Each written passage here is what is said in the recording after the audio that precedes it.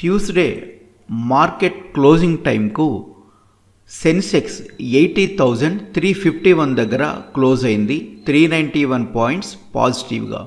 Nifty 50 24,433 దగ్గర close అయింది. 112 points పాజిటివ్గా. నిఫ్టీ బ్యాంక్ 52,568 దగ్గర క్లోజ్ అయింది. 143 పాయింట్స్ పాజిటివ్గా. నిఫ్టీ మిడ్ క్యాప్ 100 57,077 దగ్గర క్లోజ్ అయింది. 189 పాయింట్స్ పాజిటివ్గా. ఈరోజు top gainers Maruti, Bosch, Apollo tyre, PI India, Ipca lab. Top losers Chambal fertilisers, RBL Bank, MCX, Bandhan Bank, National ల్యూమ్. ఈరోజు మార్కెట్ సమ్ని చూసినట్లయితే నిఫ్టీ కొత్త ఆల్ టైమ్ రికార్డ్ హైని రికార్డ్ చేసింది. 24,443. మెజారిటీ కాంట్రిబ్యూటర్ వచ్చేసి మారుతి. సెన్సెక్స్ కూడా కొత్త ఆల్ టైమ్ రికార్డ్ చేసుకుంది. Nifty mid cap, Nifty small cap గ్రీన్లోనే క్లోజ్ అయ్యాయి. నిఫ్టీ ఆటో 2% అప్ అయింది. నిఫ్టీ పిఎస్యు బ్యాంక్ 1% అప్ అవటం జరిగింది. నిఫ్టీ ఫార్మా కూడా 1% కంటే ఎక్కువగానే అప్ అవటం జరిగింది.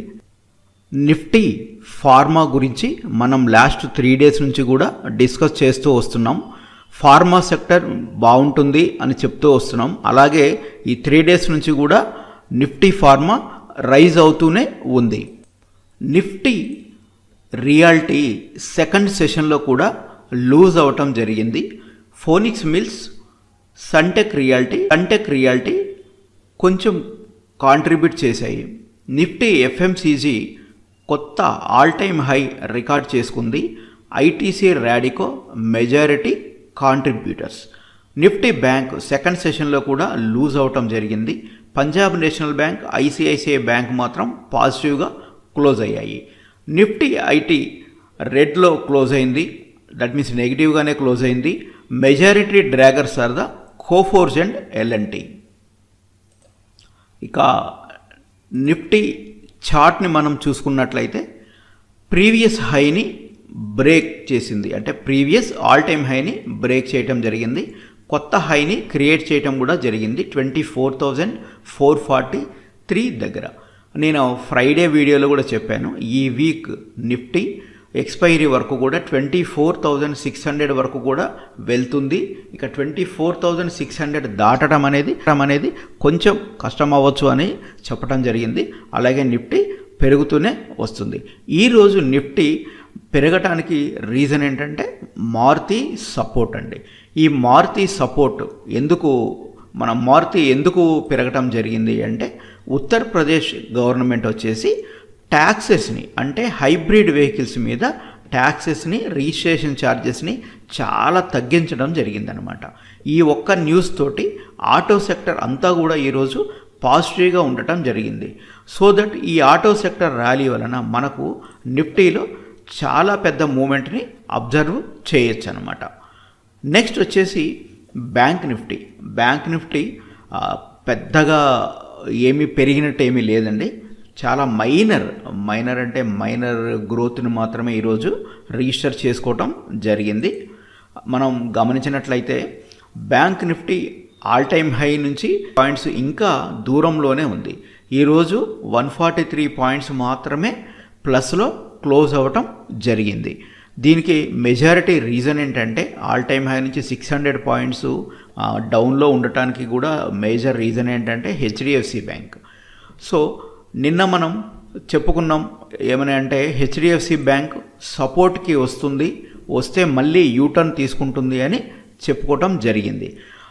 సపోర్ట్ వచ్చేసి నేను ఇచ్చిన లెవెల్ మీకు 1600 అండి. 1600 దగ్గరకు కానీ హెచ్డిఎఫ్సి బ్యాంక్ వస్తే ఖచ్చితంగా మళ్ళీ యూటర్న్ తీసుకుంటుంది అని చెప్పాను. అయితే అంత కరెక్ట్గా రౌండ్ ఫిగర్స్ దగ్గరికి ఏమి స్టాక్స్ కానీ ఇండెక్స్లు కానీ రావండి. 1620 దాకా వచ్చింది హెచ్డిఎఫ్సి బ్యాంకు ట్యూస్డే, వచ్చి అక్కడ నుంచి యూటర్న్ తీసుకుంది. ఇంకా నెక్స్ట్ ఇవాళ కూడా ఏమైనా పెరుగుతుందో లేదో మనం చూడాల్సి ఉందన్నమాట. దీని తర్వాత మనం రెగ్యులర్గా చెప్పుకుంటూ వచ్చిన స్టాక్ ఏంటంటే Bajaj auto. CNG bike news తోటి ఒకరోజు 2 days బ్యాక్ గ్రీన్ కలర్లోనే క్లోజ్ అయింది, అంటే పెరిగింది స్టాకు. తర్వాత కూడా పెరుగుతుంది అని చెప్పి నేను చెప్పడం జరిగింది. ఇంకా పెరగటం లేదు, అలానే పడటం కూడా లేదు. నేను ఎందుకు అలా చెప్పాల్సి వచ్చిందంటే ఆల్ టైమ్ హై నుంచి చాలా డౌన్లోనే మనకు బజాజ్ ఆటో ట్రేడ్ అవుతుందన్నమాట. ఇలాంటి పాజిటివ్ న్యూస్ వచ్చినప్పుడు ఏమవుతుందంటే మళ్ళీ ఆల్ టైమ్ హైకి వెళ్ళటానికి, ఆల్ టైమ్ హై వరకు కూడా వెళ్ళటానికి స్టాకు ట్రై చేస్తుంది. చూడాలి. ఈరోజు మీరు గమనించినట్టయితే, ఈరోజు అంటే ట్యూస్డే రోజు మీరు క్లోజింగ్లో గమనించినట్లయితే మనకు బజాజ్ ఆటోలో ఒక హ్యామర్ ప్యాటర్న్ ఫామ్ అయిందండి. ఎప్పుడైనా ఆల్ టైమ్ హై నుంచి డౌన్లో ఉన్నప్పుడు ఒక స్టాకులో హ్యామర్ ప్యాటర్న్ ఫామ్ అయితే, అంటే ట్యూస్డే రోజు హై కానీ వెనస్డే మనకు బ్రేక్ అయిందనుకోండి, ఖచ్చితంగా దీంట్లో ఒక ర్యాలీని మనం చూడొచ్చు. ఇంకా తర్వాత ఈరోజు మేజర్ న్యూస్, చాలా చాలా ఇంపార్టెంట్ న్యూస్ ఏంటంటే సెబీ ప్యానల్ కొన్నట. సెబీకి అడ్వైజర్స్ మేజర్గా ఎవరి కోసం అంటే ఆప్షన్ ట్రేడర్స్ కోసం. ఈ ఆప్షన్ ట్రేడింగ్ అనేది హెడ్జింగ్ కోసం వాడాలి కానీ స్పెక్యులేషన్కి వాడకూడదు అనేది సెబీ యొక్క ఒపీనియన్. అది కరెక్టే, దానిని మనం కాదనలేమన్నమాట. సో ఈ ఆప్షన్ ట్రేడర్స్ని ఎవరైతే అసలు పోర్ట్ఫోలియోలో స్టాక్స్ లేకుండా డైరెక్ట్గా వచ్చేసి ఒక బిజినెస్ లాగా, ఒక స్పెక్యులేషన్ లాగా చూస్తూ చేస్తున్నారో వాళ్ళ నంబర్ని, అంటే ఆప్షన్ ట్రేడర్స్ నంబర్ని తగ్గించడం కోసం కొన్ని రికమెండేషన్స్, వాటిలో 3 ఇంపార్టెంట్ మేజర్ రికమెండేషన్స్ అంటే వాటిని ఈరోజు ఇవ్వటం జరిగిందనమాట. దీంట్లో ఫస్ట్ రికమెండేషన్ ఏంటంటే, first derivative contract lot size వచ్చేసి ప్రెజెంట్గా 5 lakh ఉంది.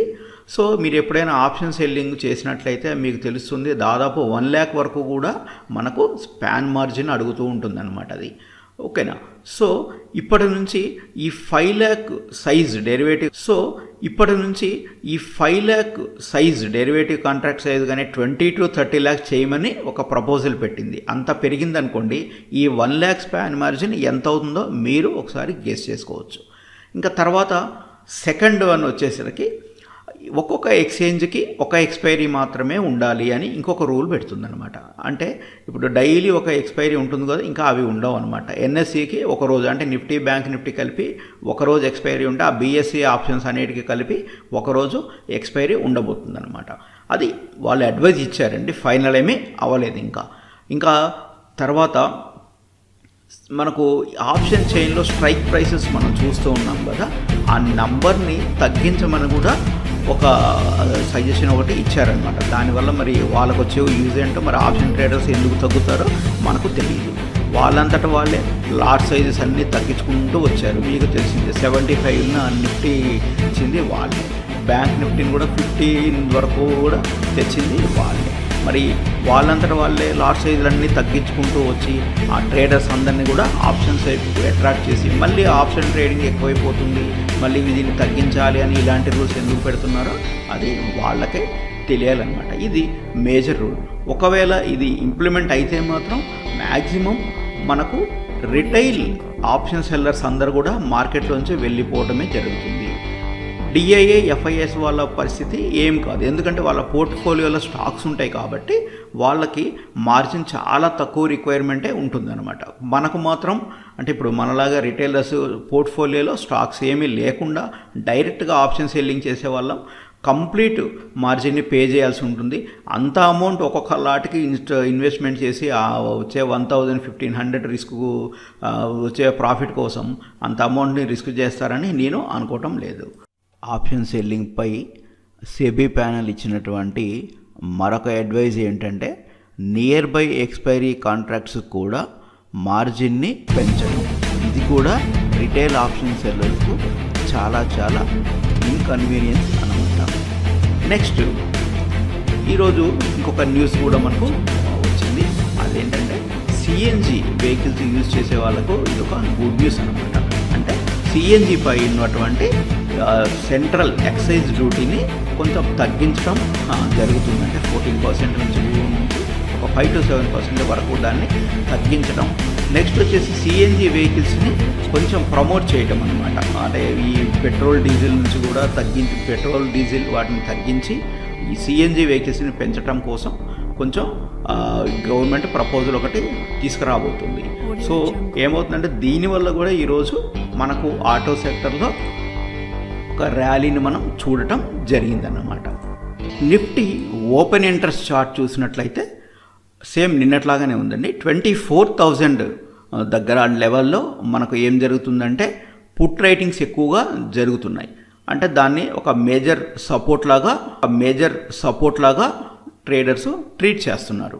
నెక్స్ట్ రెసిస్టెన్స్ లెవెల్ వచ్చేసరికి 24,500 అనేది ఒక టెంపరీ రెసిస్టెన్స్ లాగా ఇవాళ ఫామ్ అయింది. ఇదేమీ మనకు ఎక్కువ కంటిన్యూ కాకపోవచ్చు అండి, ఎందుకంటే ఆల్రెడీ మనకు 24,443లో క్లోజ్ అయింది. కాబట్టి నెక్స్ట్ రేపు ఈ మన ఓపెన్ ఇంట్రెస్ట్ అంతా కూడా ఇక్కడికి షిఫ్ట్ కావచ్చు. అంటే ఇక్కడ ఉన్న కాల్స్ అన్నీ కూడా మనకు 24,600 దగ్గరకు షిఫ్ట్ అయ్యే ఛాన్సెస్ ఉన్నాయి. సెకండ్ ప్లేస్లో వచ్చేసరికి ఈరోజు 24,800 ఉంది. అంటే మేబీ రేపైనా మార్కెట్ స్లోగా ఉందనుకోండి 24,600 దగ్గరే ఎక్కువగా కాల్ రైటింగ్ జరుగుతుంది. కొంచెం మళ్ళీ ఏదైనా మూమెంట్ వస్తే మాత్రం 24,800 మాత్రం ఫిక్స్ అయిపోతుంది.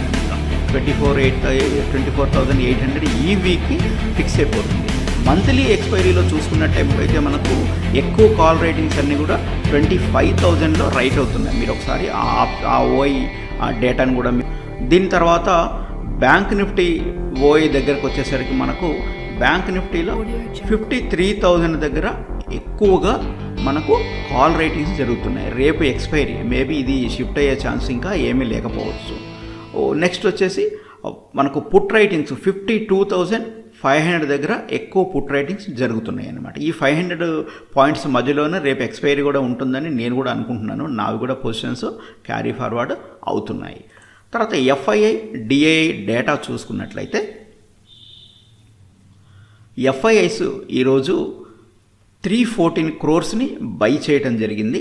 డిఐఐస్ మాత్రం 1,416 crores బై చేయటం జరిగింది. ఎఫ్ఐఐస్ నిన్నటితో పోలిస్తే కొంచెం ఎక్కువగా బై చేయటం జరిగింది. డిఐఎస్ మాత్రం తక్కువ బై చేయటం జరిగింది. ఇంకా వీళ్ళ ఓపెన్ ఇంట్రెస్ట్ అనాలిసిస్ దగ్గరకు వచ్చేసరికి వీళ్ళందరూ కూడా మిక్స్డ్ రెస్పాన్స్ని చూపిస్తున్నారని, అంటే రేపటి మార్కెట్ని బుల్లిష్గా ఉందని ఎవరు అనుకోవటం లేదు, అలానే బేరిష్గా ఉందని కూడా ఎవరు అనుకోవటం లేదు. Auto sector rally already complete అయిపోయింది. ఇక కొత్తగా రేపు వచ్చే ర్యాలీ అయితే ఏమీ లేదు. ఫార్మా సెక్టర్ ఏం చేస్తుందంటే ర్యాలీలాగా కాకుండా స్లోగా పెరుగుతూ వస్తుంది. అంటే రేపు మార్నింగ్ అవర్లో కొంచెం పెరిగితే పెరగవచ్చు మార్కెట్, కానీ తర్వాత కన్సాలిడేట్ అవుతుందని చెప్పి అందరూ అనుకుంటున్నారు. ఇవి లాస్ట్ 5 days నుంచి ప్రైస్, వాల్యూమ్, డెలివరీ పర్సంటేజ్ కంటిన్యూగా ఇంక్రీజ్ అవుతూ వచ్చినటువంటి స్టాక్స్ అన్నమాట. వీటిలో ఏ స్టాక్ అయినా సరే మీకు డౌన్ ట్రెండ్లో కానీ సపోర్ట్ లెవెల్లో కానీ ఉండి ఏవైనా ప్యాటర్న్స్ బుల్లిష్ క్యాండిల్స్టిక్ ప్యాటర్న్స్ ఏమైనా ఫామ్ అయితే ఒకసారి మీరు వీటిని వాచ్ లిస్ట్లో పెట్టుకొని అబ్జర్వ్ చేయడం స్టార్ట్ చేయండి. ఇది ఓన్లీ ఎడ్యుకేషనల్ పర్పస్ మాత్రమే నేను చెప్తున్నానండి, బై చేయమని ఎవరికి చెప్పటం లేదు.